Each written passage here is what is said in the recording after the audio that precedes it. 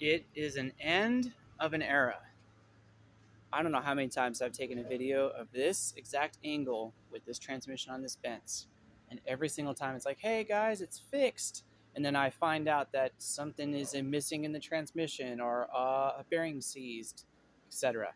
And this time, no joke, it is back together and it works. You know how I can tell? Because when I take this transmission and I flip it on its side, okay, every single time I would get my transmission done, I'd take this input shaft and it would not move. Well, that has changed because today, look at that. Look at that action. All the way around clockwise, counterclockwise. That means this thing is finally, after like 9 months, ready to go. And so let me get this thing on the other side. Let me flip it back over and I'll show you guys what the demon tweak was.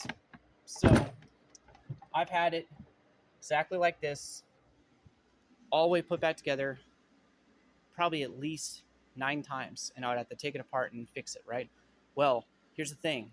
The last 2 times I've had it back to where I'm like, cool, everything's tightened, and I go and I check that input shaft, it does not move, right? Well, of course, dude, the snap ring gets almost everybody. So there's a snap ring in here, okay? Right there. And it has to go into, it's probably hard to see. Yes. You can see it. Right on the other part of my finger, like my fingertip, there's that groove inside the bearing. That's supposed to be in that groove, that snap ring, right?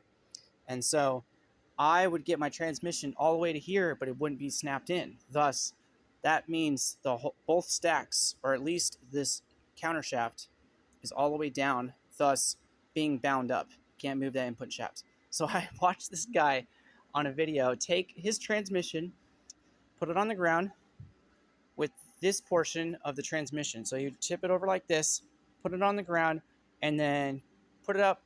He would drop it from about an inch, thus taking all those gears and everything, funk, and then snaps everything into place, thus snapping this snap ring into place, which makes everything so smooth on the inside of the transmission. So finally, like I said, after 9 months, dude, since last July, I can get my transmission back into the car.